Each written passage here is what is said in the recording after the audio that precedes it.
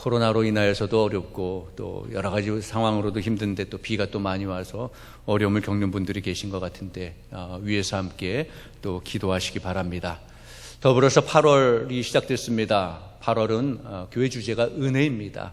은혜의 달인데 이 장대비가 이렇게 내리는 것처럼 하나님의 은혜가 풍성하게 여러분들에게도 듬뿍 넘치시기를 주님의 이름으로 축원합니다. 오늘은 우리가 잘 아는 말씀 디모데전서 1장 12절에서 17절 말씀, 은혜에 대해서 말하면은 이렇게 단골로 나오는 본문인데, 오늘 또 은혜의 달을 맞이하여서, 은혜의 달 첫 주를 맞이하여서 저도 이 단골 본문 말씀을 또 들고 나와서 함께 말씀을 나눕니다. 오늘 말씀 우리가 잘 알듯이 사도 바울이 에베소에서 목회하고 있는 사랑하는 믿음의 아들 디모데에게 보낸 편지이죠. 이 편지를 통하여서 사도 바울은 자기 자신에게 임한 하나님의 은혜를 굉장히 감격적으로 간증하고 있는 그런 모습입니다.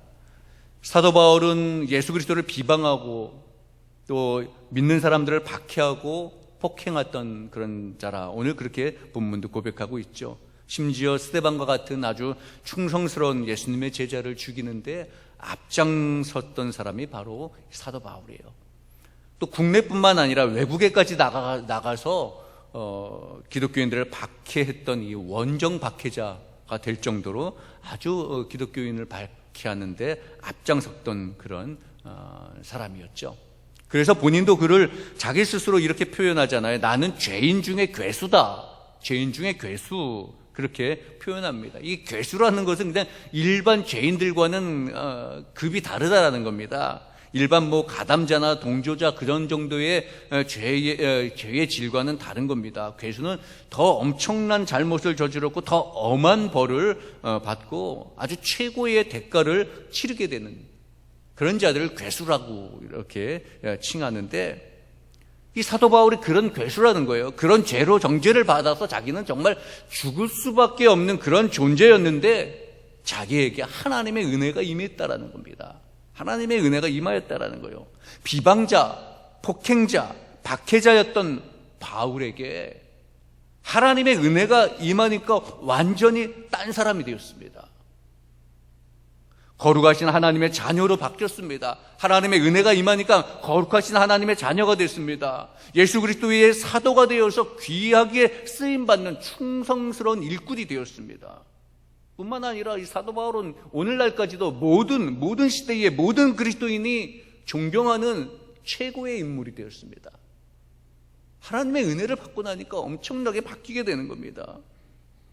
바울은 이렇게 변화된 자신의 삶을 한마디로 요약해서 말하는데 그게 바로 이렇게 말하는 거예요. 오늘 제목이죠. 나된 것은 하나님의 은혜라. 바울은 자신의 이 삶을 한마디로 그렇게 고백하고 있는 겁니다. 나된 것은 하나님의 은혜다. 고린도전서 5장 10절에 그렇게 고백하고 있습니다. 바울을 사울되게 한 것은 바로 하나님의 은혜였다라는 거예요. 거꾸로 말했죠. 사울을 바울되게 말하는 거. 여러분들이 잘 아나 모르나 사울을 바울되게 만든 게 바로 하나님의 은혜라는 겁니다. 이 사도 바울의 삶을 한마디로 요약하면 하나님의 은혜라는 거예요. 이 하나님의 은혜를 받자 엄청난 가치로 바뀌었다라는 거죠. 예전에 그런 소리를 들었으면 우리 프로야구 열심히 보는데 이승엽 선수 알죠? 그 양반이 300호 홈런을 쳤을 때 그 홈런볼을 주순 사람이 그 공을 사실인지 모르는데 사실이겠죠. 기록에 있는 거니까 1억 5천만 원에 팔았다는 거예요. 근데 그 공 하나에 얼마인 줄 아십니까? 한 4천 원 정도면 그 당시에 사는 공인데 1억 5천에 팔았다는 거예요. 보통 공인데 거기에 신기록이라는 이름이 붙여질 때 그 공의 가격은 크게 오르는 거예요. 또 보통 공이라도 유명한 선수의 사인이 있는 것과 없는 것은 또 엄청난 차이가 있죠. 사인 없는 건 그냥 쓰고 그냥 버리는데 사인볼은 또 보관하잖아요. 이 무가치한 사울에게 하나님의 은혜가 임하니까 최고의 가치를 지닌 주님의 백성이 됐고 주의 자녀가 됐고 주의 사도가 되었다라는 겁니다. 아무것도 아니었던 건데 그런 사울이, 그런데 하나님의 은혜가 임하니까 사도 바울이 되었다라는 거예요. 바울은 오늘 12절에서 이렇게 말씀합니다. 나를 능하게 하신 그리스도 예수 우리 주께 내가 감사함은 나를 충성되이 여겨 내게 직분을 맡기심이니. 그러면서 감사와 감격하는 모습을 오늘 보여주고 있습니다. 하나님의 은혜에 너무 감사한 거죠. 정말 아무런 무가치한 자기 존재를 엄청난 가치로 바꿔주셨잖아요. 여러분, 우리도 마찬가지입니다. 우리도 정말 무가치한 존재였지만 우리에게 하나님의 은혜가 입혀졌잖아요. 우리에게 하나님의 은혜가 더해질 때 하나님의 자녀라는 엄청난 가치가 생기는 겁니다. 여러분, 무가치했던 우리가 하나님의 은혜로 말미암아 하나님의 자녀라는 엄청난 가치가 생긴 줄로 믿으시길 바랍니다. 우린 그런 존재가 되었습니다. 이사야서에 말씀하시죠. 내가 너를 구속하였고 내가 너를 지명하여 불렀나니 너는 내 거니라. 이렇게 말씀하신 것처럼 하나님께서 우리를 그렇게 인쳐 주셨는데, 그래서 우리는 하나님의 동역자가 되었고 왕 같은 제사장이 되었고 하나님의 일꾼이 되었어요. 그런데 이러한 모습으로, 오늘 우리가 이런 모습으로 하나님 앞에 나와 예배하고 우리가 하나님의 은혜를 입은 것은, 나의 나된 것은 이것이 다 하나님의 은혜인 줄로 믿습니다. 내가 잘나서 된 거 아닌 거죠. 우리가 직분을 받고 하나님의 일들을 감당하게 된 것도 다 하나님의 은혜라는 거예요. 여러분, 그런 것을 깨달으시고 하나님 앞에 감사와 감격의 삶을 살아가시는 여러분 되시기를 바랍니다. 우리도 아무런 존재 가치가 없었잖아요. 노예 매매업자였던 존 뉴턴 목사님이 목사가 된 것도 하나님의 은혜였고요. 우리나라 깡패였던 김익두라는 분이 목사가 된 것도 하나님의 은혜였고요. 구두 수성공 스펄전 목사님이 목사가 되어서 세계적인 설교자가 된 것도 하나님의 은혜지요. 그런 분들뿐만 아니라 우리도 죄 중에 빠져서 죽을 수밖에 없었던 저와 여러분을 하나님께서 목사로, 장로로, 권사로, 집사로, 하나님의 은혜의 성도로 삼아주신 것은 하나님의 은혜라는 겁니다. 우리는 사실 아무런 존재도 없었어요. 우리는 가끔 우리 친구들 모여서 그런 얘기를 합니다. 야, 내가 목사가 안 됐으면 뭐가 됐을까? 정말 하나님의 은혜라는 거죠. 뭐 농담처럼 얘기하는 거지만 그 속에는 하나님의 은혜로 말미암아 내가 이렇게 서 있다라고 간증하는 거예요. 여러분들이 장로가, 권사가, 집사가, 하나님의 성도가 되지 않았다면 여러분들의 모습은 어땠을까요? 그럼 거꾸로 여러분들이 목사, 장로, 권사, 집사, 하나님의 성도가 되어서 하나님의 은혜 받은 자로 살고 있는가 또 되물어 봐야 되는 겁니다. 이렇게 하나님의 은혜를 깨달은 사도 바울, 자신에게 임한 하나님의 은혜를 깊이 깨달은 바울은 그 은혜에 보답하는 삶을 죽는 날까지 최선을 다해서 살았다라는 거예요. 여러분, 우리는 어떻습니까? 하나님의 은혜에 보답하는 삶을 살아가고 있습니까? 여러분들의 삶이 주님을 위한 헌신과 충성으로 나타나고 있습니까? 하나님의 은혜로 우리가 직분을 받아서 목사가 되고 장로가 되었고 권사와 중직이 되어서 하나님의 몸된 교회에 몸담고 있는데, 하나님의 백성으로 있는데 우리의 모습은 어떻습니까? 사도 바울처럼 우리가 정말 죽기까지 충성을 다하고 헌신하는 모습입니까? 아니면 내 욕심을 채우고 내 것을 주장하는 자리에 그것을 사용하고 있습니까? 비방자요, 박해자요, 폭행자 사울뿐만 아니라는 거지요. 바로 내가 박해자고 우리 여러분들, 우리가 폭행자고 우리가 모두 비방자였습니다. 그런데 그런 우리들에게 하나님의 은혜가 임했습니다.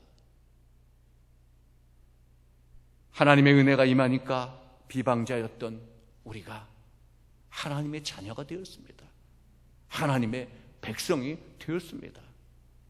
박해자였던 우리가, 폭행자였던 내가 하나님의 일꾼이 되었고 하나님의 동역자가 되었다라는 거예요. 여러분, 이 사실을 감사하시기 바랍니다. 사도 바울만 이 사울만 박해자고 폭행자가 아니었다라는 거예요. 우리도 나도 폭행자였고 비방자였다라는 거예요. 그런데 하나님께서 나를 하나님의 자녀 삼아 주셨다는 거죠. 바울의 고백처럼 지금 나의 나 된 것은 전적으로 하나님의 은혜인 줄로 믿습니다. 하나님의 은혜 때문에 우리가 여기서 예배를 드리는 거예요. 하나님의 은혜 때문에 내가 충성하고 감사하고 사는 거잖아요. 하나님의 은혜 때문에 내가 직분을 맡은 자가 되는 겁니다. 그러면 여러분들이 하나님의 은혜 때문에 예배드리고 있고 은혜 때문에 충성하고 감사하고 살고 있습니까? 은혜에 감사하면서 죽도록 충성하시는 그런 여러분 되시기를 바랍니다. 하나님께 받은 은혜에 감사할 줄. 이미 우리는 은혜 받은 성도라는 거예요. 여러분 은혜를 구걸하듯이 그렇게 구걸하지 마세요. 은혜가 있네 없네를 따지지 마세요. 제가 늘 말씀드리잖아요.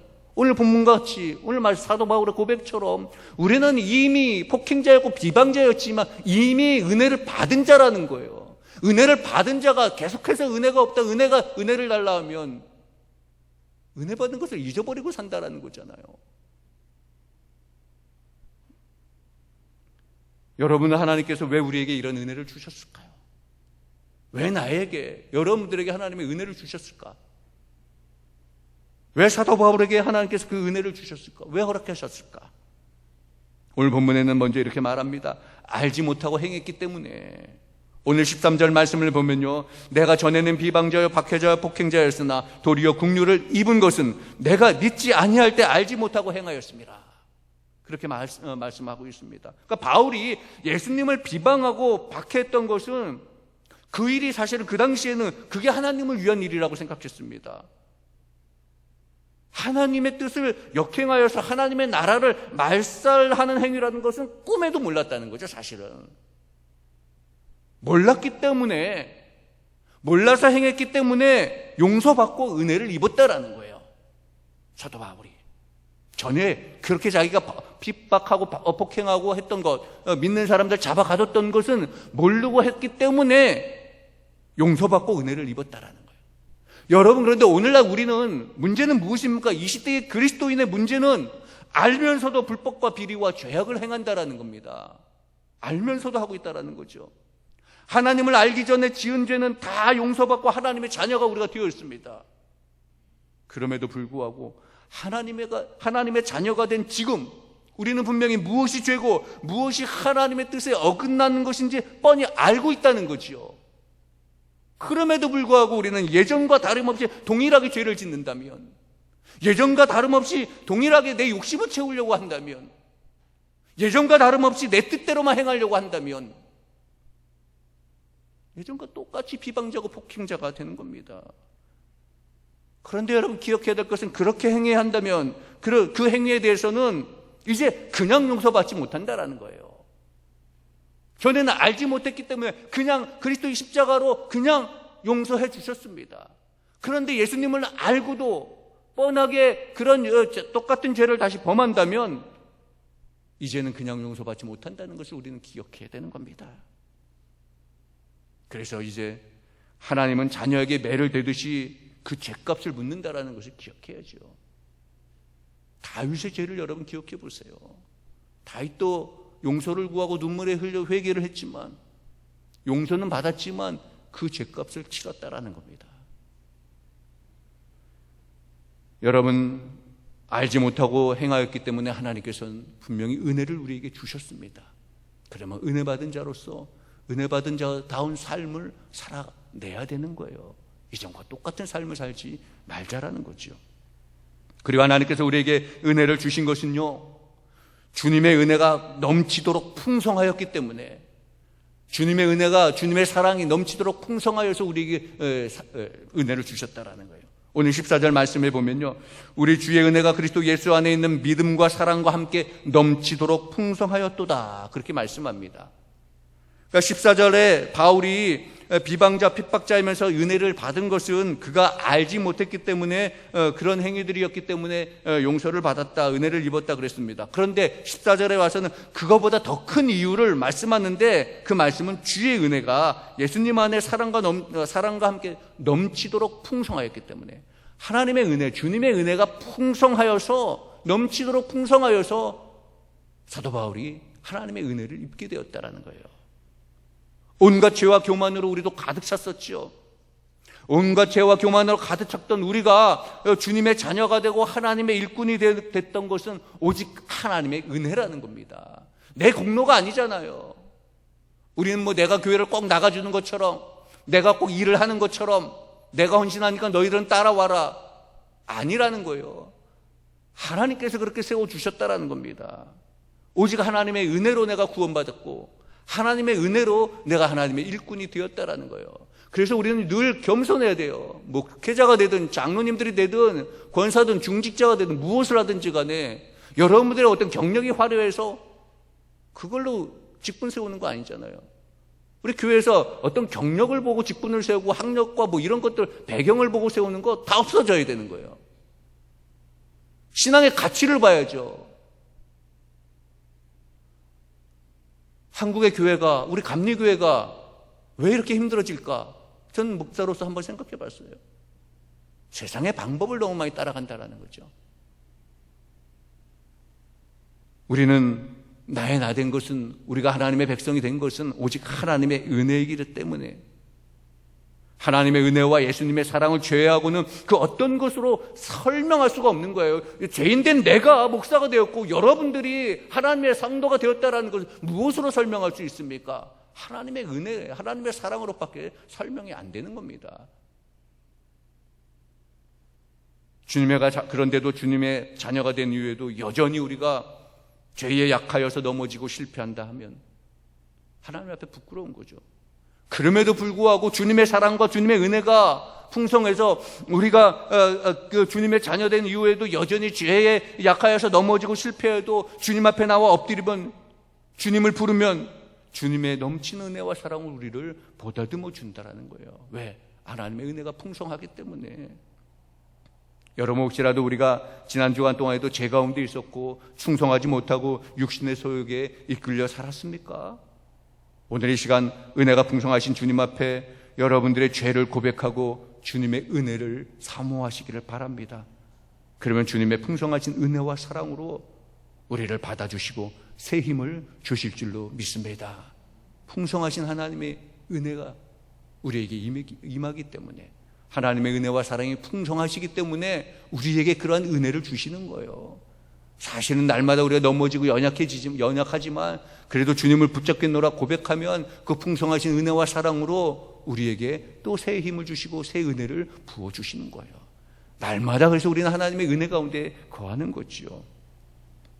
그리고 하나님께서 왜 우리들에게 은혜를 주셨을까? 사도 바울에게 왜 그런 은혜를 베풀어 주셨을까? 오늘 본문의 말씀에 보면요, 본이 필요했기 때문에 그랬다고 말씀합니다. 오늘 16절 말씀에 보면, 그러나 내가 국류를 입은 까닭은 예수 그리스도께서 내게 먼저 일체 오래 참으심을 보이사 후에 주를 믿어 영생을 얻는 자들에게 본이 되게 하려 하심이라, 그렇게 말씀하고 있습니다. 그러니까 사도 바울을 택한 것은요, 누구든지 어떤 사람이든지 어떤 죄인이든지 예수를 믿고 구원받으면 축복을 받을 수 있다는 사실을 보여주시기 위해서라는 겁니다. 그러니까 그 본보기로 사도 바울이 제일 적절했다라는 거죠. 사도 바울이 어떤 사람입니까? 자신이 고백한 것처럼 죄인 중에 괴수라고 표현했잖아요. 가장 악하고 가장 못나고 가장 더럽고 가장 추한 그런 죄인이라는 말이에요. 그런데 그런 그가 하나님의 은혜로 구원을 받았어요. 그뿐만 아니라 사도가 되어서 복음을 전하는 자가 되었다라는 겁니다. 여기서 이런 정말 사울이 용서받고 구원받고 쓰임을 받았다면 구원받지 못할 자가 어디 있겠느냐, 그런 말씀이에요. 폭행자였고 정말 죄인 중에 괴수였던 이 사도 바울이 이렇게 쓰임을 받는데, 그렇다면 쓰임받지 못할 자가 어디 있겠느냐라는 거예요. 누구나 용서받고 누구나 사랑받고 누구나 쓰임받을 수 있다는 사실이라는 거지요. 이 사실을 하나님께서는 사도 바울을 통하여서 보여주신 거예요. 그래서 사도 바울은 그것을 깨달은 거예요. 나 같은 이 죄인 중에 괴수가 하나님의 은혜를 받아서 이렇게 사도가 되고 하나님의 복음을 전할 수 있는 자가 된 것은 나를 본이 되게 하셨다라는 겁니다. 이렇게 나도 보잘것없고 죄인 중에 괴수였던 내가 이런 모습으로 변화됐으니까 너희들도 어떠한 죄 가운데 있든지 하나님을 믿고 구원받으면 나와 같은 자가 될 수 있고 하나님의 백성이 될 수 있다. 그것을 강조하고 말씀하는 거죠. 그렇게 하나님의 은혜를 입은 것은 본이 되는 삶을 위해서 입었다. 그렇게 사도 바울은 고백하고 있는 거예요. 우리도 마찬가지입니다. 우리가 사도 바울처럼 우리도 하나님의 은혜를 받았으면 우리도 분명히 하나님께서 주신 은혜의 이유가 있다라는 거죠. 본이 되는 삶을 살도록 말씀해 주시는 겁니다. 그럼 우리도 여러분 사도 바울처럼 쓰임받기 좋은 일꾼이 되어야 되는데 하나님의 은혜를 받은 우리가 어떻게 살아가야 되겠습니까? 우리도 먼저는 가장 감사하는 삶을 살아야겠죠. 사도 바울도 12절에 말씀해 보니까 나를 등하게 하신 그리스도 예수 우리 주께 감사함은 그렇게 말씀하거든요. 사도 바울은 이 죽을 수밖에 없었던 이 존재가 그 구원받은 은혜에 대해서 평생 감사하는 거예요. 하나님의 은혜를 잊을 수 없고 감사하지 않을 수 없었다라는 겁니다. 감히 내게 은혜가 있니 없니를 말할 수 있는 감히 그런 존재도 아니라는 거예요. 우리는 감히 말하잖아요. 조금만 좀 삐딱하면 은혜가 없다 하고 조금만 좀 하면 야 은혜가 풍성하다. 날마다 은혜가 있는데 사도 바울은 감히 그렇게 말을 못한다라는 거예요. 날마다 감사하다라는 그 은혜를 잊을 수 없어서 그 은혜만 생각하면 정말 신음 속에서도 감사가 나왔고 감옥의 고통과 환난 속에서도 감사할 수 있었다라는 겁니다. 심한 육체의 가시 속에도 감사할 수 있었다라는 거예요. 여러분 사도 바울의 삶의 조건은 우리보다 여러분들보다 더 엄청 어려웠습니다. 힘든 삶의 조건이었잖아요. 엄청 매도 맞았습니다. 우리 같았으면 그렇게 복음을 전하는데 매를 맞고 괄시 받으면 은혜가 없다 그럴 거예요. 그죠? 어떠한 상황 속에서도 우리 사도 바울은요 자신의 받은 은혜를 감사하고 그 은혜를 기억했다라는 거예요. 여러분 하나님의 은혜를 기억하시기 바랍니다. 평생 어떠한 상황 속에서도 감사로 살았던 사도 바울의 모습처럼 우리도 하나님의 은혜를 받은 우리도 항상 범사에 감사하면서 살아가시는 성도 여러분 되시기를 주님의 이름으로 축원합니다. 그래서 여러분 은혜 받은 자로서 맡겨진 사명 앞에 충성을 다해야 되는 거예요. 사도 바울이 주님을 알기 전에는 예수를 믿는 자를 가두고 핍박하고 죽이는 것이 하나님께 충성하는 거라고 생각했었잖아요. 그런데 예수를 믿고 보니까 과거의 충성은 잘못됐다라는 사실을 알게 되는 거예요. 그러니까 그 이후에 이전에 잘못 알고 행한 충성과는 비교할 수 없을 만큼의 충성을 그 이후의 삶 속에서 하잖아요. 여러분 우리는 얼마나 주님 앞에 충성하고 있습니까? 다른 것에 충성하는 것만큼 아니 그 이상을 충성하고 있습니까? 직장에 충성하는 것만큼 주님께 충성하고 있습니까? 주님은 죽도록 충성하라고 말씀합니다. 여러분 우리도 사도 바울처럼 정말 죽도록 충성의 마음을 가지고 헌신의 결단을 하시는 그런 삶이 되시기를 바랍니다. 우리가 하나님의 은혜를 받았으면 우리도 하나님께서 주신 사명을 충성되게 잘 감당해야 되죠. 그래서 사도 바울은 또 본이 된 삶을 살았습니다. 우리도 마찬가지 은혜 받은 자로서 본이 되는 삶을 살아야 되는 거예요. 16절의 말씀에 사도 바울은 자신의 긍휼을 입은 까닭을 이렇게 말합니다. 예수 그리스도께서 내게 먼저 일찍 오래 참으심을 보이사 후에 주를 믿어 영생을 얻는 자들에게 본이 되게 하려 하심이라. 그러니까 사도 바울과 같은 사람도 이렇게 구원을 받을 수 있다라는 본이 되게 하시기 위해서 은혜를 주셨다라고 말씀을 드렸습니다. 또 한편으로는 사도 바울도 그런 본이 되어서 나도 그런 본이 되는 그리스도인의 본이 되는 삶을 살아야겠노라 그렇게 고백하고 살았다라는 겁니다. 사도 바울은 본이 되는 삶을 살았습니다. 구원의 본이 됐을 뿐만 아니라 자신을 구원해 주신 주님께 충성하고 영광을 돌리는 본이 되었지요. 이게 진정한 충성이고 진정한 헌신이라는 거예요. 정말 자신의 일생 동안 똑부러지게 본을 보여주신 분은 사도 바울이라는 거예요. 사도 바울은 과감하게 얘기하자. 내가 주님을 섬기는 것처럼 너희들도 나를 섬겨라, 나를 본받으라 까지도 자신 있게 말했던 분이 사도 바울이에요. 우리는 여러분의 자녀들에게, 우리 주변의 사람들에게 그렇게 자신 있게 말할 수 있을까요? 내가 주님을 믿는 것처럼 이 모습대로 너희들도 그렇게 믿어라, 그렇게 말할 수 있나요? 그런 본이 되어야 된다는 겁니다. 하나님의 은혜를 받은 자라면. 여러분, 우리도 세상 앞에 나가서 그리스도인의 본을 보이며 살아가시길 바랍니다. 은혜 받은 자가 살아야 될 삶의 자세는 본이 되는 삶이에요. 선한 영향력의 본이지 또 악한 것 아니에요. 어떤 것을 작당하고 뭐 하는데 본이 되고 편 갈라서 이렇게 하는 것, 그런 본이 아니고, 그런 선두가 아니고, 정말 선한 일, 하나님의 일을 위하여서 하나님의 은혜를 기억하고 감사하는 일에 앞장서시고 본이 되시길 바랍니다. 그게 하나님께 영광 돌리고 찬양을 돌리는 삶이에요. 사도 바울은 그런 삶을 살겠노라 고백하고 그런 삶을 살았으면서 그리고 디모데에게 그렇게 편지를 하고 고백을 하는 겁니다. 오늘 17절에 그러면서 하나님께 영광을 돌리죠. 이렇게 영광과 찬양을 돌립니다. 영원하신 왕 곧 썩지 아니하고 보이지 아니하고 홀로 하나이신 하나님께 존귀와 영광이 영원무궁하도록 있을지어다. 찬양과 영광을 표현하는 거예요. 사실 이 당시에 이런 표현은 굉장히 위험한 표현이거든요. 왜냐하면 당시에 이 절대적인 황제, 신으로 여겼던 로마 황제에게만 이런 것을 표현할 수 있었던 용어거든요. 그런데 사도 바울은 이 말을 하나님께 사용함으로 오직 영광은 하나님께만 돌린다는 것을 보여주는 겁니다. 여러분, 우리의 삶 가운데, 여러분들 삶 가운데 영광을 누구의 영광을 위해서 살아갑니까? 여러분 자신의 영광을 위해서 살아갑니까?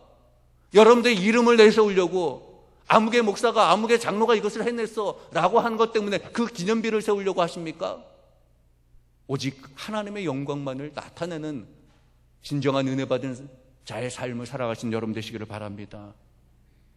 오히려 우리는 이 시대에 바울보다 이 사울보다 더 간악했었지만 이제 사도 바울보다 더 충성된 모습으로 그렇게 살아가기를 결단하기를 바랍니다. 바울의 본을 따라 죽도록 충성하며 하나님만 찬양하는 그러한 신앙의 삶을 살아가기를 여러분 기원을 드립니다. 그렇게 소망해 봅니다. 우리가 감히 따라갈 수는 없지만 사도 바울보다 한번 더 해볼 수 있는 그런 마음을 가져보자라는 거예요. 그런데 우리는 오히려 거꾸로 가고 있잖아요. 시대만 따라가고 있는 거예요. 여러분, 오늘 사도 바울이 고백한 것이 우리의 고백이 되는 줄로 믿습니다. 나의 나 된 것은 하나님의 은혜인 줄로 믿습니다. 알지 못하고 행했던 것들은 이제 다 하나님께서 용서하시고 주님의 풍성하신 은혜로 우리를 구원해 줍니다. 이제 하나님의 은혜를 받은 자로서 하나님께 감사하면서 맡겨주신 사명을 온전히 잘 감당하고 충성을 다하고 그리스도인으로서의 본을 보이는 삶을 살아가야 될 줄로 믿습니다. 그래서 결국은 하나님께만 영광을 돌리고 찬양을 돌리는 그러한 성도 여러분들 되시기를 바랍니다. 우리가 오늘 이 자리에 설 수 있었던 것도 오직 하나님의 은혜인 것을 고백하시고 날마다 우리는 하나님의 은혜 속에 있음을 찬양하시고 하나님께만 영광 돌리시고 다시 예전처럼 죄를 범하는 그런 어리석은 일을 범하지 아니하시는 그런 성도 여러분 되시길 바랍니다. 날마다 이 8월 한 달뿐만 아니라 우리의 신앙생활을 하는 매일의 삶이 하나님의 은혜를 기억하고 하나님의 은혜 속에 있음을 고백하고 하나님의 은혜를 늘 찬양하면서 살아가시는 성도 여러분 되시기를 주님의 이름으로 축원합니다. 기도하겠습니다. 사랑의 하나님 감사합니다. 우리가 죽을 수밖에 없었던 존재였지만 무가치한 존재였지만 십자가의 대속의 은혜로 엄청난 가치를 저희들에게 주셔서 하나님의 백성, 하나님의 자녀로 살게 하시니 감사를 드립니다. 하나님, 우리가 하나님 자녀된 것을 기억하게 하여 주옵소서. 여전히 하나님의 은혜의 안에 있음을 기억하게 하여 주옵소서. 잊어버리고 세상으로 돌아가는 어리석은 삶을 살지 않게 하시고 주님의 은혜를 받기 전에 그 죄악을 또 다시 반복하지 않는 그러한 삶을 살아갈 수 있도록 성령께서 우리의 삶을 인도하여 주옵소서. 날마다 주님 앞에 겸손히 무릎 꿇는 자 되게 하시고 하나님의 은혜에 감사하여서 하나님의 은혜만을 간구하면서 하나님만을 바라보며 살아가는 믿음의 성도들이 되게 하여 주옵소서. 오늘도 우리에게 풍성한 은혜를 주시는 우리 주 예수 그리스도 이름으로 기도하옵나이다. 아멘.